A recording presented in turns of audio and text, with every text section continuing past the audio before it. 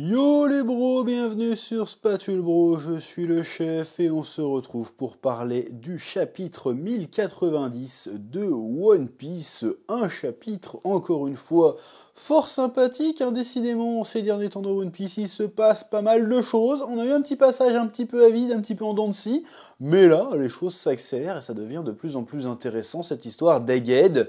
On y revient depuis le chapitre précédent dont j'ai pas fait la review, j'ai pas trop eu le temps, et puis j'avais pas énormément de choses à dire dessus non plus. Bon, déjà dans le chapitre précédent, on a appris que suite à la destruction du royaume de Rorussia, si j'ai pas de bêtises, ça a créé un giga-séisme qui a fait grimper le niveau de la mer d'un bon mètre un peu partout sur le globe. Alors c'est très étonnant comme conséquence du fait d'enlever un continent à peu près, enfin d'enlever une île, c'est très bizarre. Bon, pourquoi pas. Bon alors par contre, est-ce que c'était ça l'événement que Oda, que le narrateur, et donc Oda, teasait depuis X chapitres sur ce qui se passerait le lendemain changerait la face du monde. Bon, qu'est-ce qui peut changer la face du monde plus qu'une catastrophe naturelle qui fait monter le niveau de la mer un peu partout et qui inonde des terres. Voilà, parce que je pense qu'aujourd'hui sur Terre, la mer monte d'un mètre partout sur le globe, c'est une putain de catastrophe naturelle, si tu veux. En une journée comme ça, c'est ce qui se passe des dingueries. Surtout qu'il y a des séismes et tout, je vois pas qu'est-ce qui pourrait être plus impactant que ça. Donc si ça se trouve, c'est ça en fait, ce qui teasait depuis X chapitres. Et ça n'a pas forcément de rapport direct avec ce qui se passe sur Egghead. Sauf si c'était dit, je me souviens plus, il faudrait que je relise. Je sais plus si c'était précisément quelque chose qui devait se passer à Egghead ou pas. En tout cas, si c'est un truc qui se passe à Egghead, peut-être que c'est un rapport avec le fait que l'eau monte partout, mais apparemment l'eau n'a pas encore monté sur Egghead. Donc peut-être que la vague arrive. Ça va être ça, ça la grosse flotte du gouvernement mondial elle va se faire one shot par un gros tsunami qui va venir les raser, et ça serait super marrant. Mais bon, ça se trouve c'est pas ça. En tout cas, je trouve ça intéressant, parce que franchement, personne l'avait vu venir ce délire-là, de, oui, alors l'arme qu'ils utilisent, le Mother Flame, du coup, qui a priori n'est pas une arme antique, hein, finalement, parce qu'on a eu un peu... On n'a pas vu à quoi ça ressemblait, mais on nous a expliqué ce que c'était. Donc là, ils ont une puissance de frappe d'un niveau nucléaire, en fait. C'est-à-dire qu'ils ont une puissance dévastatrice, mais qui a des répercussions sur l'environnement tout entier. Donc difficile de ne pas y voir un espèce de parallèle avec l'arme nucléaire. Hein. Donc du coup, la question, c'est est-ce que le gouvernement mondial va continuer à s'en servir plus que de raisons pour, comment dirais-je, pour continuer à asseoir sa domination, ou est-ce qu'ils vont dire bon c'est chaud, on va peut-être hésiter à s'en servir parce que ça fait quand même des sacrées répercussions. Parce que si c'est pour régner sur juste de la flotte et qu'il n'y a plus de terre habitable, je vois pas trop l'intérêt. Mais en même temps, dans le chapitre, on voit le Saint Saturne qui sort de toute façon, les humains, ils sont remplaçables, même si on les élimine dans quelques années, ils se reproduiront, donc vas-y, on s'en bat les steaks. S'il faut sacrifier des gens, notamment Rob Lucci et son équipe et les agents du Cyberpol, s'il faut les sacrifier dans l'opération pour récupérer York et récupérer le moteur à fusion, et le réacteur à fusion et la technologie de Vegapunk, on peut buter tout le monde, c'est pas très grave. De toute façon, ils sont remplaçables, c'est que des humains.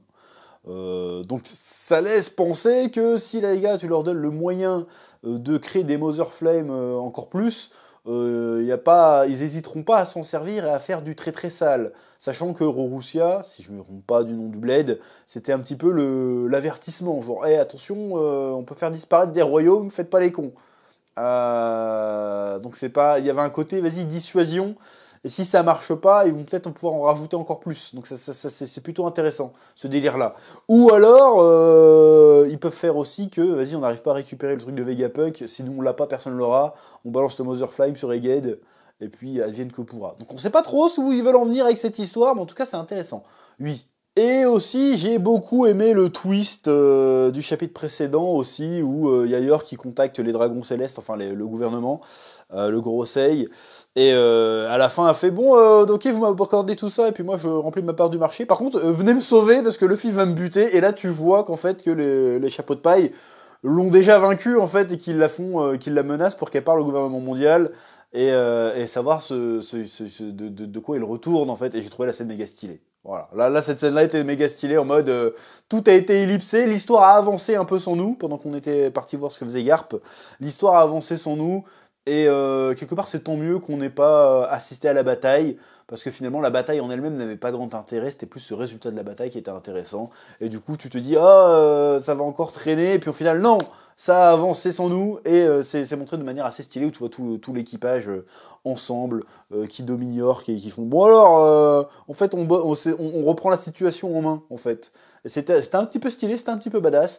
Et ensuite, la scène qui suit dans le chapitre suivant, où il y a Luffy qui s'agresse directement au Gorosei, c'était un peu stylé. Et là, il y a des petits frissons d'épique, genre, oh, enfin ils se croisent. Bon, ils se croisent virtuellement, mais ils s'adressent directement à eux, fait, allô, je suis Luffy, futur roi des pirates, c'est quoi ce bordel?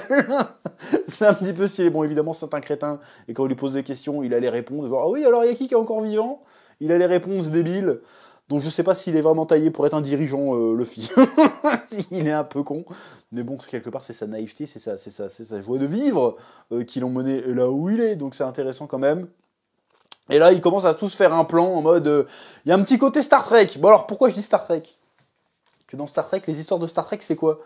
Ou Stargate, ça marche aussi, mais les histoires un peu SF, parce qu'on est un peu dans une histoire de SF finalement. C'est, vas-y, il y a un problème d'ordre technologique. Il faut régler ce problème d'ordre technologique, il faut mettre un plan en place, et quand on met un plan en place pour régler ce problème, il y a d'autres problèmes qui vont s'accumuler, et qui va faire que l'histoire, qui va faire des péripéties.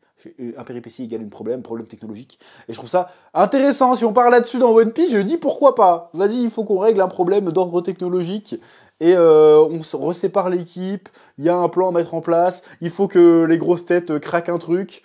J'aime bien ce délire-là. Donc on va voir.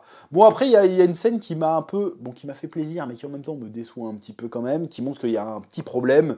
C'est qu'il y a enfin un dialogue un peu sympa entre Vegapunk et Franky, alors qu'on aurait cru que ça allait être le cœur du truc, hein, parce que s'il y a un personnage qui a été influencé par Vegapunk jusqu'ici, c'était quand même Franky. Hein, on rappelle que pendant l'ellipse, il a passé je sais pas combien d'années dans un de ses anciens laboratoires et qu'il a plus ou moins rétro-ingénieré sa technologie, si je me souviens bien. Donc on s'attendait que, bon, Franky qui croise Vegapunk, deux génies, deux têtes, deux inventeurs, il y allait avoir échange, tu vois. Et là, pas trop. Bon, là, on a un petit échange. Il fait, bon, ton robot peut pas voler en dehors de l'île, mais c'est pas grave parce qu'avec mon bateau, moi, il peut voler sur 1 kilomètre. Il fait, oh, ton bateau peut voler d'1 kilomètre, c'est cool ça. Et il lui fait, ouais, en plus, il marche chocolat. Il fait, quoi, il marche chocolat? Et là, du coup, bon, là, je fais mon pinailleur, mais le frérot, il est en train de se faire chier. Et essayer de créer une source d'énergie qui pollue pas, propre et tout. Et il apprend qu'un mec fait voler des bateaux avec du cola. Bon, normalement, là, il se passe quelque chose, là. Je suis désolé. Là, je veux dire, c'est une prouesse technologique incroyable. Normalement. L'autre, il se fait chier à créer un truc de fusion, à déterrer les anciens textes et tout pour trouver un truc. Il croise un mec qui fait tourner un bateau avec du cola. C'est comme si, dans le monde d'aujourd'hui, t'as Elon Musk, il croise un mec, il fait, non, mais moi, ma bagnole, elle tourne au Coca-Cola. Hein. Elon Musk, il fait, ah ouais, c'est sympa, et il passe à autre chose. Non, et il s'arrête, il fait, attends, répète ce que tu viens de dire, comment ça marche? Parce que là, c'est un truc. Parce que le coca, tu peux le fabriquer à l'infini, en fait. Tu vois ce que je veux dire? Ça coûte que dalle. Le gars, peut-être une solution à ton problème que t'es en train de bosser depuis des années, et c'est pour ça que t'as le gouvernement au cul. Peut-être qu'il y a moyen de discuter. Bon, là, vous avez peut-être pas le temps, mais juste genre, ah, du cola? Ah, c'est cool. C'est un peu bizarre, quand même. Tu vois ce que je veux dire? Donc, j'espère qu'on aura plus de scènes entre Vegapunk et Franky, parce que... voilà, quoi. Oh, il y en a un qui dérive directement de l'autre. À un moment donné, il faut qu'il y ait un échange, il faut qu'il y ait quelque chose. Tu vois ce que je veux dire? Oui. Et on apprend aussi quelle sera a priori la prochaine destination de l'équipage de Luffy au chapeau de paille, et ça va être la fameuse île d'Elbaf, le royaume des géants, qui a été teasé il y a une bonne vingtaine d'années hein, dans One Piece, si c'est même un peu plus que ça. Là où Kid a été défait par Shanks le Roux. Alors, je sais plus si on sait si Shanks le Roux est toujours sur Elbaf à ce moment-là. Donc, ça veut dire que très bientôt, probablement, Luffy et Shanks le Roux vont se croiser de nouveau et peut-être même se foutre sur la tronche. Là, j'ai hâte de voir ça, franchement. Et est-ce que peut-être aussi que la prochaine grosse bataille qu'on nous a promis, peut-être qu'elle se passera d'ailleurs à Elbaf, du coup. Parce que, admettons que les chapeaux de paille parviennent réellement à s'enfuir des Gaids. Bon, il n'y a aucune chance que l'armada qui est autour de l'île les suive pas, en fait. Donc ils vont s'échapper peut-être, mais ils vont quand même continuer à avoir le gouvernement au cul. Donc imagine toute la flotte qui se pointe là, qui se ramène à Elbaf, alors qu'il y a la flotte de Shanks qui est là, alors qu'il y a les géants, et qu'en plus, très certainement, incessamment sous peu, la flotte de Luffy va aussi se rassembler. Ça pourrait être une giga bataille de bâtards là. Là, ça pourrait être une dinguerie si c'est ça qui se passe. On verra bien, on trace pas des plans sur la comète. Mais je suis très curieux, toujours, encore une fois, c'est quoi ce fameux événement de fou, qui est censé être historique de fou dans One Piece? Est-ce que c'était cette catastrophe naturelle, ou est-ce que c'est encore autre chose qui est censé arriver?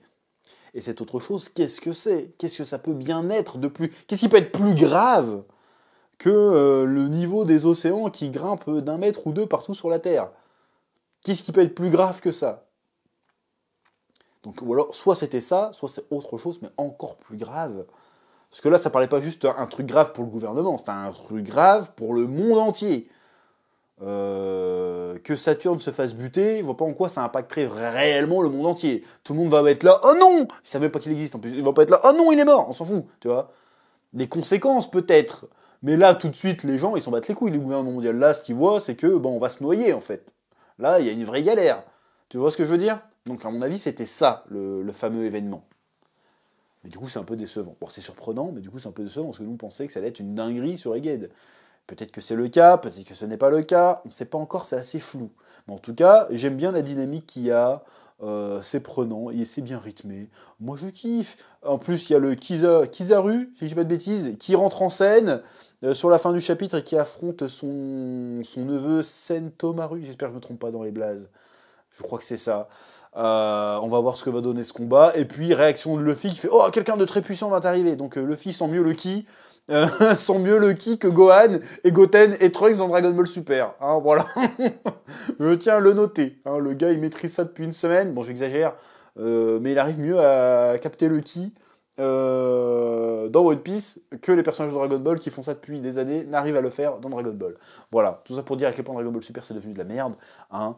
Ça n'a rien à voir avec la revue One Piece, mais je le place quand même parce que j'ai le seum, donc je le dis. Voilà, donc est-ce qu'on va avoir un combat c'est vrai que voir Luffy contre un amiral, ça ferait plaisir. En vrai, ça ferait un petit peu plaisir. Surtout s'il lui boxe sa grand-mère. Après, peut-être qu'il n'arrivera pas à lui boxer sa grand-mère. Peut-être qu'ils s'affronteront pas. Peut-être que le Kizaru, comme on sait que c'est un pote, ce fut un ancien pote de Vegapunk, parce que Vegapunk s'est basé sur lui pour créer les lasers des pacifistas. Peut-être qu'à un moment donné, il va faire bon, en fait, je tourne ma veste, je suis un pirate maintenant. Hein, on l'a déjà vu avec, comment il s'appelle, Aokiji, qui est devenu un pirate. Bon, pour d'autres raisons, mais peut-être que le Kizaru va faire oh, vas-y, je vous ai pas vu, partez, ou un truc comme ça. On sait pas trop comment tout ça va tourner, mais en tout cas, j'aime bien la direction que ça prend. Même si pour moi, elle n'est pas encore très claire, c'est normal, mais franchement, c'est pas mal. Ouais. Bref, c'est à peu près tout ce que j'ai à dire sur ce chapitre.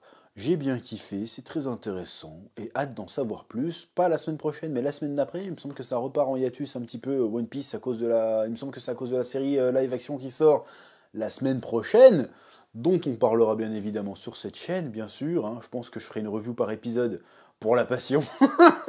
Même si le truc va être binge-watché. Mais je pense qu'on va se faire une semaine One Piece live action, c'est-à-dire toute la semaine on va parler d'un épisode, et puis on fera un gros bilan vers la fin, je pense, j'imagine.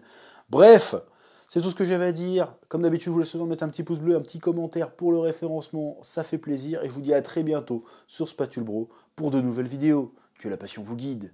Oui.